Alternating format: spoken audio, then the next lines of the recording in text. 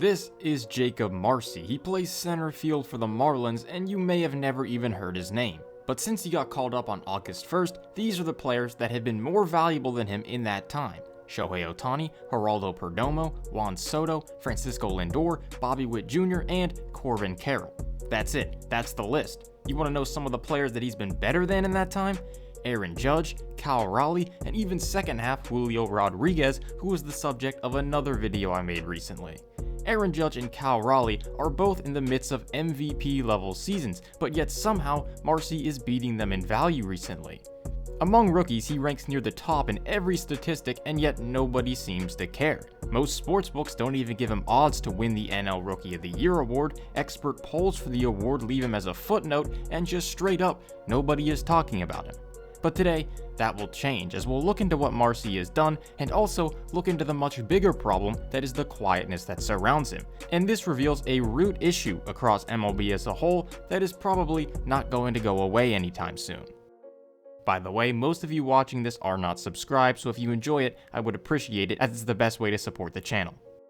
Jakob Marsee was certainly not a blue chip prospect. The Marlins acquired him in the Luis Arraez trade with the San Diego Padres in May of 2024. At the start of 2024, Marsee was ranked as the number 12 prospect in San Diego's system according to MLB Pipeline. By the start of the 2025 season, Marsee was ranked number 24 in the Marlins system. This low ranking was not due to the lack of production in the minors. He was always an above average hitter, especially in 2023 when he posted a 142 WRC+. Mainly, nobody was excited about him because as a prospect, he just really wasn't exciting. He doesn't have crazy size, he's not some uber athlete, and he definitely doesn't have elite bat speed. Without crazy tools jumping off the page, sometimes it can be hard to get excited about a prospect. Eric Longenhagen of Fangraphs says it best on Marsee. Purely from an eyeball scouting standpoint, Marsee looks like he'll peak as a fourth outfielder. His statistical case is much stronger than that. Marsee was certainly putting up numbers in the minor leagues. Before getting called up this year in AAA, he had an OPS of 817, 14 homers, and a WRC plus of 126. Not to mention he also stole 47 bases. His approach at the plate was also really good. Here's a graph showing all qualified hitters at AAA this year with their strikeout rate and walk rate. Jakob Marsee is right here, surrounded by a couple other names that you might recognize. And if we put this equilibrium line in here representing where walk rate equals strikeout rate, you can see he is pretty close to that. This is typically a good sign. Geraldo Perdomo, Kyle Tucker, and Luis Arraez are the only three to accomplish that feat this year in the majors. This ultimately comes from Marsee's ability to lay off pitches outside the zone. We've seen this into his major league career as well. He had a 17.2% chase rate in AAA this year, which was in the 97th percentile. Now that he's in the majors, that number has stayed around the same at 19.1%. That's in the 96th percentile around guys like Kyle Tucker and Geraldo Perdomo. This is a phenomenal foundation for a major league hitter. Marsee isn't supplying the power at that same level though. His bat speed is just 70.5 miles per hour on average, which is in the bottom half of the league. When a hitter has a lower bat speed like this, it's not the end of the world because another factor exists called the launch angle.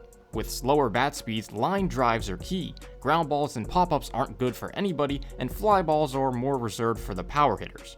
Marsee is hitting line drives at a 28.3% rate, which would be good for the 5th highest in the league if he qualified.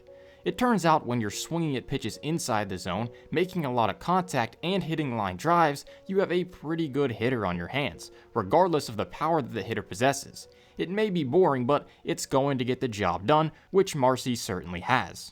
By far the most interesting thing about Marsee this year is his ability to hit with 2 strikes. He has an OPS of 829 when in a 2-strike count, which is by far the best in the league. Alex Bregman is in second with 783.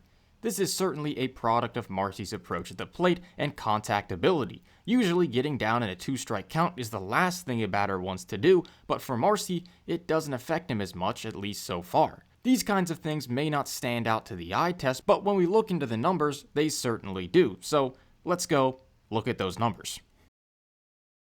Here's a chart that shows all rookies with at least 200 plate appearances and their OPS. There are some names missing here. First up is Roman Anthony at 859. He obviously had a ton of hype going into the year, and once he got called up, he definitely delivered on that. he got tons of love for Rookie of the Year despite not having a huge sample size. Because of his injury, he doesn't have a chance anymore. Another reason he doesn't have a chance is because Nick Kurtz has been really good.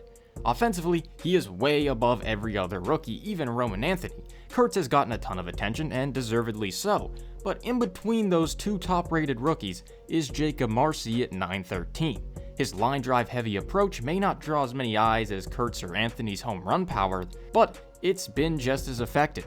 When it comes to the Rookie of the Year voting, a lot of voters heavily weigh the overall value that the player has provided, and when you look at the WAR leaderboards amongst rookies this year, it doesn't give much shine to Marsee. He ranks 8th with 2.4, and that's good for 4th in the National League. But one thing that this doesn't take into account is the amount of opportunity that the players have had. This graph shows the value of all rookies with at least 200 plate appearances, along with the number of plate appearances that they've had. When looking at the pure value, Marsee doesn't stand out too much. But if we draw a line through the average here, we can get an idea of what an average rookie has done given the number of plate appearances that he had. Marsee is well above this line, meaning that the pace that he's on is well above the average. We can see this same pattern when we look at WAR per game. Marsee has a firm lead in that stat amongst rookies this year, even above Kurtz and Anthony. And if we were to take this pace and fantasize it over a 162 game season, this would end up being an 8 WAR season. The keyword there being fantasize. Marsee actually hasn't done this yet, but theoretically, it is possible. Part of the reason why Marsee has separated himself from the other rookies in this category is the fact that he plays center field, and he plays it pretty well.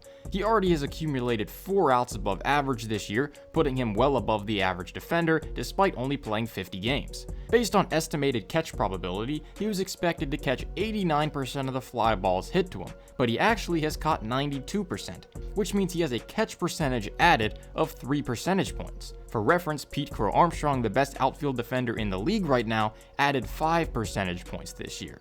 When you combine this great defense in a premier position along with his hot start at the plate, you theoretically get one of the most exciting rookie years in the league. That's just not the case though. If you want to bet on Marsee to be the NL Rookie of the Year, well, you can't. DraftKings has 4 players with odds, none of them being Marsee. FanDuel also doesn't have him as an option. Even BetMGM doesn't have him in their top 6. This disrespect is enough of a reason to ban sports betting, not because of anything else at all.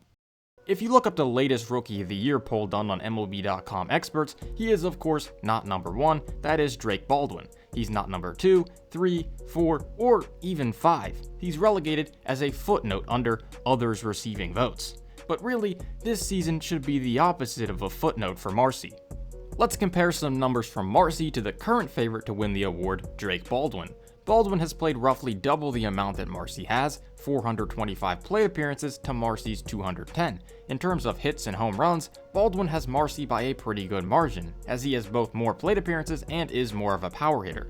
Marsee though has a pretty sizable lead in stolen bases. Getting into the rate stats, Marsee has Baldwin beat in all 4 categories. His batting average is up at 319, on base percentage is at 386, slugging percentage at 527, a 913 OPS, and a 151 WRC+. On the defensive side, Marsee has prevented 3 runs according to fielding run value, and Baldwin has prevented just 1. Finally, in terms of total value, Marsee is 0.6 wins behind Baldwin with a WAR of 2.4 versus 3.0. The question is, do you take the guy that's been more valuable and has played a longer time, or someone that is slightly less valuable but got there in about half the time?